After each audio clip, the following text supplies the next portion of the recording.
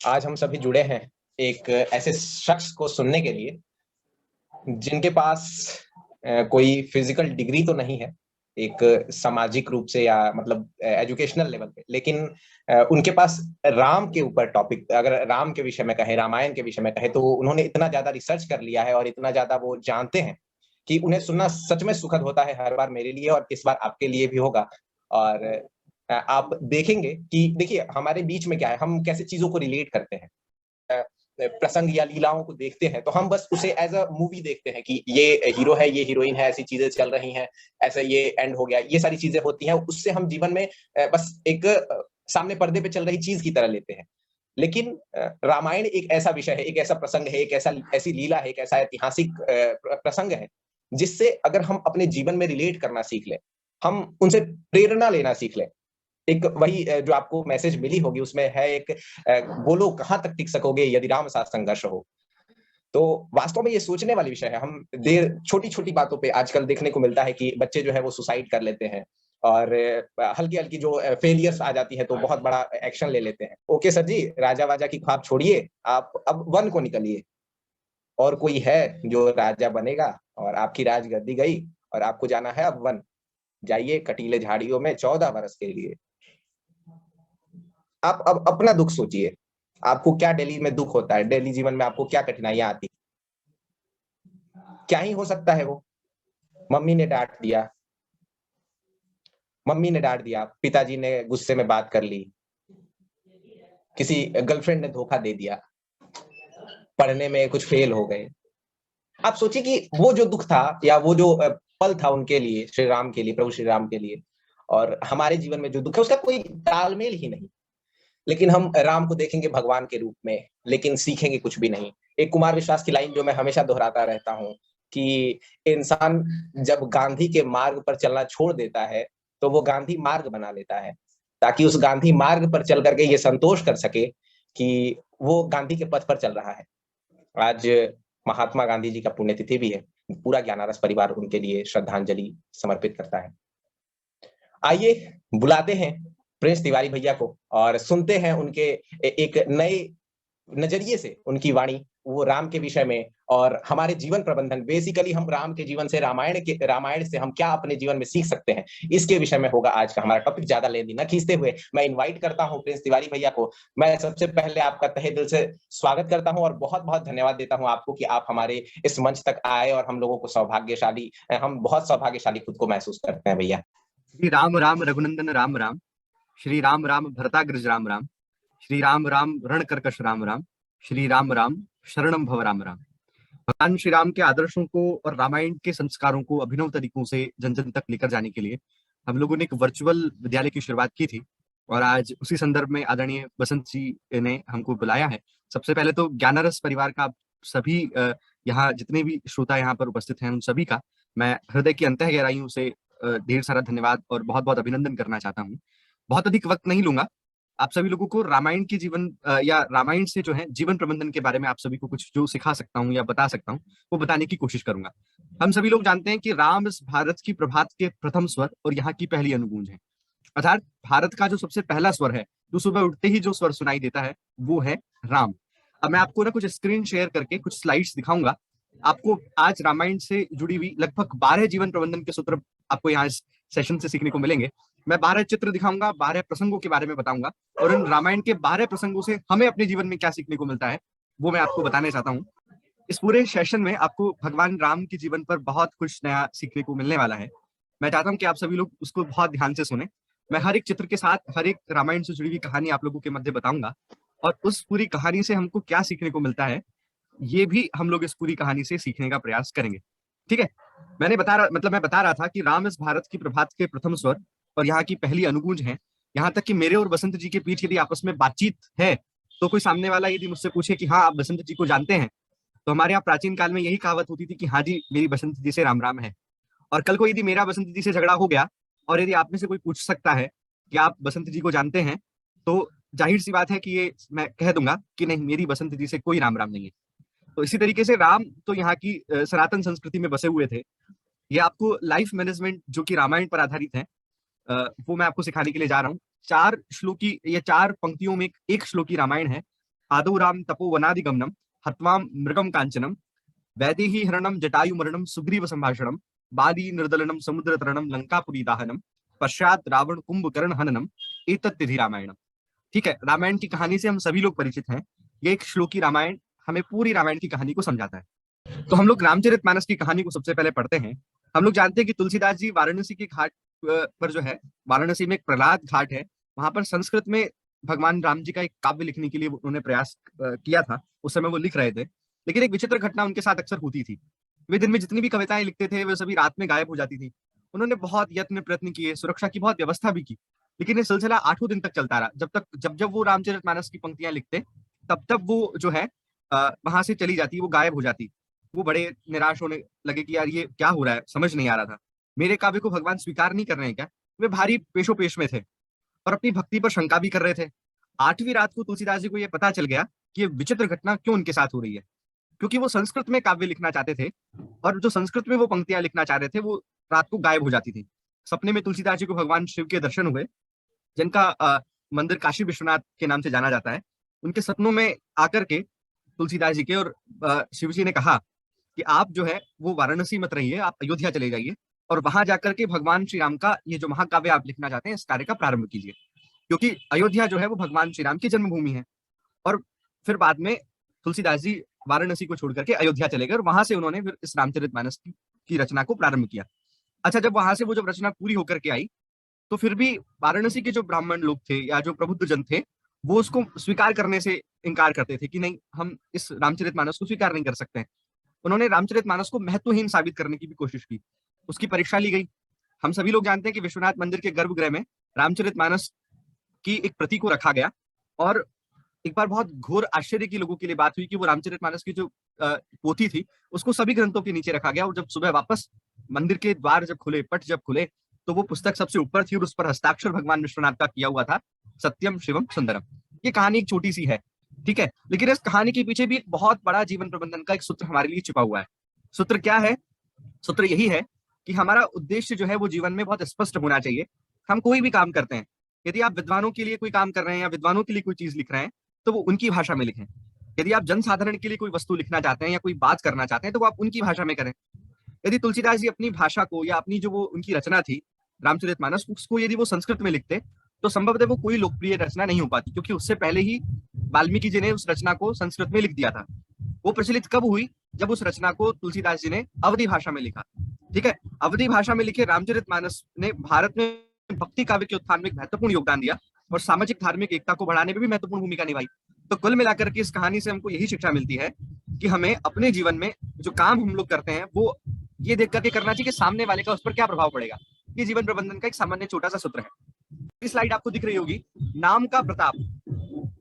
नाम के प्रताप से कौन सी कहानी जुड़ी हुई है? तो तुलसीदास जी ने पुस्तक के प्रारंभ में ही जो है आदि कवि श्री वाल्मीकि का स्मरण करते हुए लिखा है कि वे राम नाम के प्रताप को जानते हैं, क्योंकि वे उल्टा नाम जब उन्होंने वाल्मीकि रामायण में कहा जाता है कि उल्टा नाम जप जग जाना वाल्मीकि भाई ब्रह्म समाना।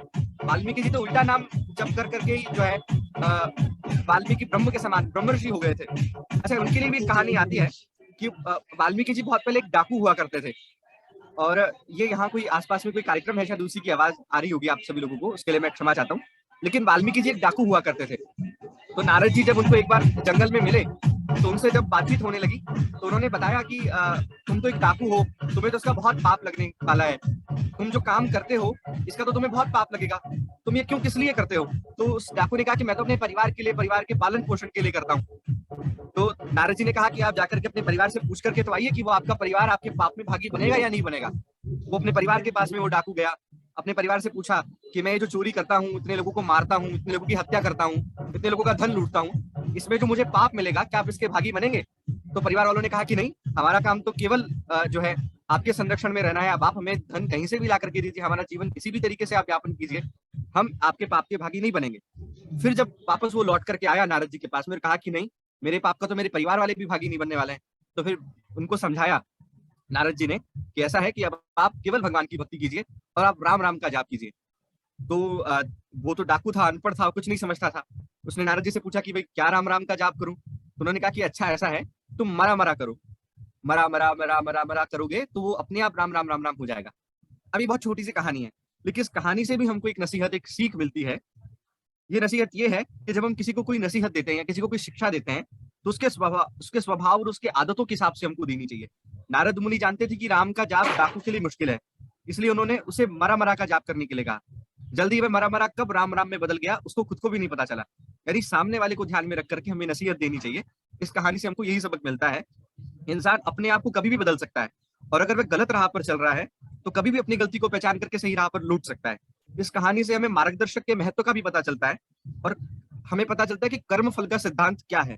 यदि हमारे कर्म अच्छे होंगे तो हमें अच्छे परिणाम मिलेंगे, और यदि हमारे कर्म बुरे होंगे तो हमें बुरे परिणाम मिलेंगे। कर्म प्रधान विश्व रचि राखा, जो जस करहि सो 10 फल छाका। रामचरितमानस में भी ये पंक्तियां आती है। जहां तक भी आप लोगों को संभवतः समझ में आया होगा, ये एक तीसरी और हमारी स्लाइड है।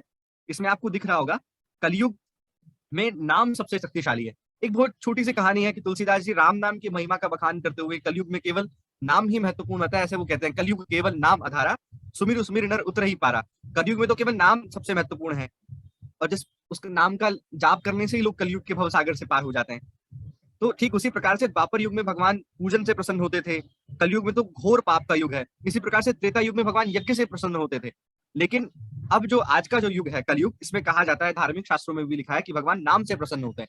अब एक केवल छोटा सा प्रसंग है, केवल छोटी सी चौपाई है कि कलयुग केवल नाम आधारा, सुमिर सुमिर नर उतर ही पारा। लेकिन ये एक छोटी सी कहानी, एक छोटी सी चौपाई भी हमको अपने जीवन जीने का एक बहुत महत्वपूर्ण सूत्र सिखा करके जाती है।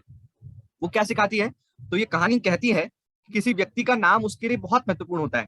जैसा डेल कार्नेगी एक बहुत बड़े भाषा विज्ञानी हुए हैं, उन्होंने बताया था कि किसी का नाम उसके लिए भाषा का सबसे मधुर स्वर होता है। अर्थात लोगों का नाम याद रखना और उन्हें नाम से बुलाना बहुत महत्वपूर्ण होता है। इसके अलावा व्यक्ति अपने ज्यादातर काम नाम के लिए यानी प्रशंसा के लिए करता है, और उन लोगों के लिए जितनी उदारता से हम लोग प्रशंसा करते हैं उतना ही वो ज्यादा लोकप्रिय होते हैं। कुल मिलाकर के बात इतनी सी है कि आपका जो नाम है ना, वो नाम बहुत महत्वपूर्ण है, और हर कोई व्यक्ति नाम के पीछे ही भागता है। ठीक है, ये एक तरीके से उचित भी है और एक तरीके से अनुचित भी है। अच्छा, बहुत सारे लोग मुझे भी कहते हैं, आप लोगों ने देखा होगा मेरा नाम प्रिंस है। ठीक है, बहुत सारे लोग कहते हैं कि क्या क्या आपका नाम है, आप राम जी का काम करते हैं, भारतीय संस्कृति को लोगों के मध्य लेकर के जा रहे हैं, और आपका तो खुद का नाम ही साहब प्रिंस है। ये क्या है, हमको समझ ही नहीं आता, आप अपना नाम बदल लीजिए। तो ये जो है, इस तरीके की बहुत सारी चीजें आपको अपने जीवन में फेस करने को मिलेगी। लेकिन मेरे कहने का मतलब यही है कि हमारा जो नाम है हम उसी को आगे लेकर के चलें। जो अपना इतिहास नहीं जानता वो कभी इतिहास भी नहीं बना सकता। तो ये छोटा सा जीवन प्रबंधन का सूत्र हमको इस कहानी से मिलता है। हमारा जो चौथा जीवन प्रबंधन का सूत्र है वो कहता है कि शक की कोई दवा नहीं होती है। यहाँ आपको सती, माता सती और भगवान शिव के चित्र का दर्शन हो रहा होगा। नीचे एक चौपाई भी लिखी है कि सती कीन सीता कर बेशा, शिव कर भयं विषाद विशेषा, जो अब करऊं सती सन प्रीति, मिटई भगति पत होई अनीति। ठीक है, इस प्रकार से जो है ये बहुत छोटा सा हमको जीवन प्रबंधन का ये सूत्र जो है ये एक सिखाती है कथा। ठीक है, अभी कथा क्या कहती है? तो कथा ये कहती है कि शक की कोई दवा नहीं होती है। एक बार शिवजी सती के साथ जंगल में घूम रहे थे, तब की ये बात है जब रावण सीता जी का हरण करके ले गया था, और राम जी जो है सीता के वियोग में बड़े दर दर भटक रहे थे, रो रहे थे। तो सती को संदेह हुआ कि पत्नी के विरह में व्याकुल ये साधारण व्यक्ति विष्णु का अवतार कैसे हो सकता है। तो विष्णु जी ने समझाया, विष्णु जी के बारे में शिव जी ने समझाया कि नहीं, ऐसा नहीं है, ये तो प्रभु की लीला है और ये तो अपनी लीला कर रहे हैं बस। तो आपको इस पर संदेह नहीं करना चाहिए। लेकिन कहा है ना कि शक की कोई दवा नहीं होती है। तो सती जी को भी संदेह था, तो उन्होंने कहा कि ऐसा है कि अब मैं इनकी जाकर के परीक्षा लेती हूँ। हम सभी लोग जानते हैं कि माता सती जो है वो सीता का रूप धारण करके उनके सामने चली गई थी, और फिर उसके बाद राम जी तो विष्णु का अवतार थे, पर ब्रह्म थे, उन्होंने पहचान लिया। रामचंद्र जी ने जो है कह दिया कि आप तो माता हैं, और उनके चरण छू लिए। ठीक है, उसी प्रकार से महादेव को भी मन में फिर उस घटना से बहुत संताप हुआ, और उन्होंने मन में संकल्प भी कर लिया कि सती जो है इस शरीर से पति पत्नी के रूप में अब मेरी और सती की भेंट नहीं हो सकती है। ये एक छोटी सी कहानी है, लेकिन ये कहानी भी हमको जीवन प्रबंधन का एक बहुत महत्वपूर्ण सूत्र दे करके जाती है। ये कहानी कहती है कि शक की दवा जो है वो लुकमान जैसे नामी हकीम के पास में भी नहीं है। एक बहुत बड़ा जो क्या कह सकते हैं हकीम टाइप एक हुआ था लुकमान, उसके पास हर मर्ज की दवा थी, लेकिन उसके पास में भी जो है इस मर्ज की दवा नहीं है। अगर लीडर को साथियों पर यदि शक हो जाए या साथियों को लीडर पर यदि शक हो जाए तो वह नाव में छेद होने जैसा होता है, देर सवेर वो नाव डूब ही जाती है। यह प्रसंग हमें बताता है कि अगर बिना सोच विचार करके कुछ किया जाए, एक छोटा सा काम भी कितने बड़े बड़े परिणाम दे सकता है, और वह भी अकेला शंका और शक के कारण। यदि सती तीनों लोगों के स्वामी शिव जी की बात पर विश्वास कर लेती तो कोई समस्या ही नहीं होती। लेकिन न केवल उन्होंने शक किया बल्कि बाद में नकली वेश बना करके परीक्षा भी ली। तो शिव जी से भी झूठ उन्होंने बोला, हर व्यक्ति खुद को बुद्धिमान समझता है, लेकिन आप बुद्धिमान हैं इसका मतलब यह नहीं है कि सामने वाला मूर्ख आदमी है। तो हमें जो है छल कपट से यथासंभव बचना चाहिए। ज्ञानी व्यक्ति उसे सहज ही भाप लेता है और वह उसे पसंद भी नहीं आता है। जैसा अब्राहम लिंकन ने भी कहा था कि आप सभी लोगों को कुछ समय के लिए मूर्ख बना सकते हैं, पर आप कुछ लोगों के को सारे समय के लिए मूर्ख नहीं बना सकते हैं। ये कितनी बड़ी बात है। अक्सर हम लोग क्या करते हैं कि अपने जीवन में झूठ को ही इतना महत्व देते हैं कि कुछ लोग क्या, झूठे ही सोवन, झूठी बिछावन, झूठे ही ओढ़न, झूठे ही चाटन, ऐसे हमारे यहाँ कहावत है राजस्थान में। मतलब झूठ ही उनका सब कुछ है। आप बनारस हिंदू यूनिवर्सिटी में और आप कहेंगे कि नहीं साहब मैं तो गदौलिया में हूँ, किसी का फोन आ गया। तो वही है कि झूठ फरेब से हमको बचना चाहिए। और जब यदि हम कोई किसी टीम में काम करते हैं तो अपने लीडर पर या अपनी टीम पर शक करने से भी बचना चाहिए। ठीक है, आगे बढ़ते हैं। आगे है कि बिन बुलाए जाना जो है वो उचित नहीं होता है। हम कभी हैं और हमको किसी ने आमंत्रण नहीं दिया तो भी हम उनके कार्यक्रमों में चले जाएं, तो ये भी उचित नहीं है। अच्छा, इस कहानी को भी हम सभी लोग जानते होंगे कि जब सती ने देवताओं को विमान में बैठ करके आसमान से जाते हुए देखा था, तो उन्होंने शिव जी से पूछा कि ये सारे देवता कहाँ जा रहे हैं। तो शिव जी ने बताया कि दक्ष प्रजापति यज्ञ करा रहे हैं और ये देवता सब वहीं जा रहे हैं। कि शिव जी से, तो वो कहती है शिव जी से कि मेरे पिता का घर इतना बड़ा, मेरे पिताजी के घर पे इतना बड़ा उत्सव है, हमको नहीं बुलाया। ऐसा तो हो सकता है कि उनसे भूल हो गई हो। तो शिव जी ने सती से कहा कि बिन बुलाए जाओगे तो शील, स्नेह और मान मर्यादा नहीं रहेगी। लेकिन सती के मायके की, सती जो थी वो मायके के मोह में थी, ठीक है, और विधि के विधान से भी विवश थी, क्योंकि सती को तो आत्मदाह करना था और फिर बाद में पार्वती के रूप में अवतरण लेकर के भगवान शिव के पास पुनः आना था, क्योंकि शिव जी ने तो मन से सती का त्याग कर दिया था।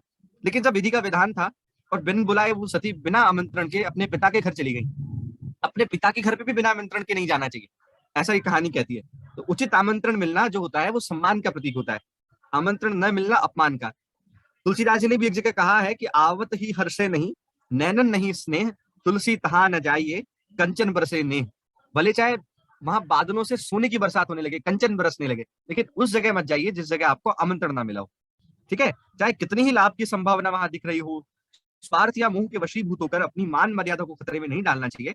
शिव जी के समझाने के बाद भी सती मायके के मुंह से प्रेरित थी और वह यह समझ नहीं पाई कि अब उनकी पहचान उनके पिता से नहीं बल्कि उनके पति से जुड़ी हुई है, और बिना आमंत्रण के वो वहां चली गई। ये कहानी हमको शिक्षा देती है कि बिना आमंत्रण के हमको नहीं जाना चाहिए। आगे बढ़ते हैं। आगे एक कहानी है शब्दों की महिमा। हम सभी लोगों को इस चित्र में दिख रहा होगा कि माता पार्वती और शिव जी साथ साथ में बैठे हैं। तो यज्ञ में जब प्राणोत्सर्ग करने के समय सती ने भगवान हरि से यह वर मांगा था कि मेरा जन्म जन्म के लिए शिव जी के चरणों में अनुराग रहे। इसी कारण उन्होंने हिमाचल के घर पे या हिमालय के घर उमा के रूप में जन्म लिया और वह पार्वती भी कहलाई। एक बार नारद जी घूमते घूमते हिमालय में पधारे, तो हिमालय में नारद जी ने कहा कि भाई आप त्रिकालज्ञ है, सर्वज्ञ है, और आप इस कन्या का भविष्य बताएं। तो नारद जी ने कहा कि इस कन्या की रेखाओं से स्पष्ट होता है कि इसके पति, इनको पति मिलेगा और वो बहुत गुणवान होगा, ठीक है, लेकिन उदासीन भी होगा, लापरवाही होगा, योगी भी होगा, जटाधारी होगा, नंगा और अमंगल वेश धारण करने वाला होगा। यह सुनकर के माता पिता जो पार्वती जी के थे वो बड़े उदास हुए। मैना दोनों को भारी दुख हुआ, उनके पिता जो है हिमालय और मैना दोनों को बहुत दुख हुआ। ये कहानी भी हमको एक शिक्षा देती है कि शब्द की व्याख्या का यह अनुपम उदाहरण है कि जिसमें हर एक अपनी अपनी बुद्धि के हिसाब से उसका अर्थ लगा सकता है। यानी भारी परिस्थिति का सामना भी फर्क केवल भीतरी से समझा जा सकता है। लीडर जानता है कि शब्दों की व्याख्या महत्वपूर्ण होती है और सामने वाला अपनी बुद्धि तथा समझ के हिसाब से अलग अलग उसका अर्थ निकाल सकता है। इसलिए स्पष्ट संवाद करता है ताकि अर्थ समझने में किसी तरह की गलतफहमी किसी को ना हो। हम जब भी कोई बात करें तो वो स्पष्ट रूप से कहें कि वो क्या है, घुमा फिरा करके नहीं। और दूसरी बात, और उसमें अंतर है, उस गिलास में केवल थोड़ा पानी है तो आप ये कहें कि नहीं ये गिलास आधा खाली है, या ये कहें कि नहीं ये गिलास थोड़ा भरा है, या ये कहें कि नहीं नहीं ये गिलास थोड़ा खाली है। मतलब बोलने बोलने का फर्क है, आप किस तरह की भाषा बोलते हैं। तो शब्दों को भी हमारे यहाँ ब्रह्म की परिकल्पना की है, शब्दर्विद ब्रह्म है, शब्द भी ब्रह्म है। शब्दों का इस्तेमाल भी बहुत सोच समझ करके करना चाहिए। आगे बढ़ते हैं। आगे की कहानी है कामदेव का भस्म होना। तो उसकी एक कहानी है, ये हम सभी लोग जानते हैं कि भगवान शिव ने उनको भस्म कर दिया था, लेकिन कई बार विषम परिस्थितियों में त्याग भी आवश्यक हो जाता है और हमें उसे करने से हिचकना भी नहीं चाहिए। परमार्थ के लिए अपने स्वार्थ का भी त्याग कर देना चाहिए और जोखिम लेने में हमें हिचकिचाना भी नहीं चाहिए। ये पूरी कहानी बता रहा था कि कामदेव की कहानी हमको सिखाती है, जैसे दधीची हुए, ठीक है, जब वो कोई काम, हाँ ठीक है, जब वो कोई काम हम लोग कोई काम करते हैं या कोई श्रेष्ठ कार्य करते हैं तो वो हमारा बलिदान भी मांगता है। ये धरती जो है वो बलिदानों की प्यासी है, ये हम सभी लोग जानते हैं। भारत धरती पर बहुत सारे बलिदान हुए। यहाँ जो व्यक्ति है वो अपने धन ऐश्वर्य से नहीं जाना जाता। भारत में व्यक्ति वही जाना जाता है जो त्याग करता है, ठीक है। देश के हित जो जीता मरता यहाँ अमर हो जाता है। ये भी ये सिखाती है कि जब हम कोई काम करने जा रहे हैं तो वो थोड़ा थोड़ा कॉम्प्रोमाइज भी मांगती है, ठीक है। तो ये आगे आगे बढ़ते बढ़ाती है। आगे बढ़ते हैं तो एक कहानी आप लोगों के सामने और आएगी। ये है नारद जी का अहंकार। ठीक है, नारद जी का अहंकार क्या कहता है।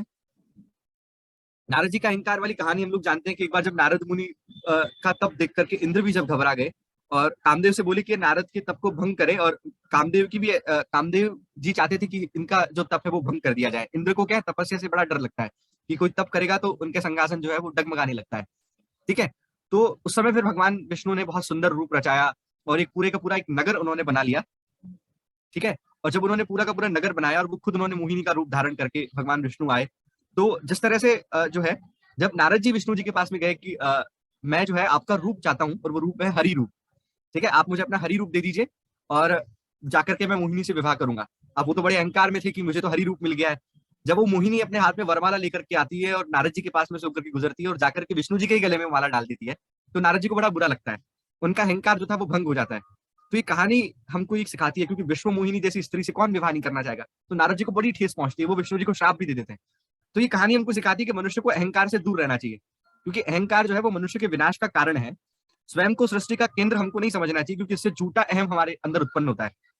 अपने सारे अच्छे कर्मों का श्रेय भी ईश्वर को दे देना चाहिए, इससे अहम भी उत्पन्न नहीं होता। तेरा तुझको अर्पण क्या लागे मेरा।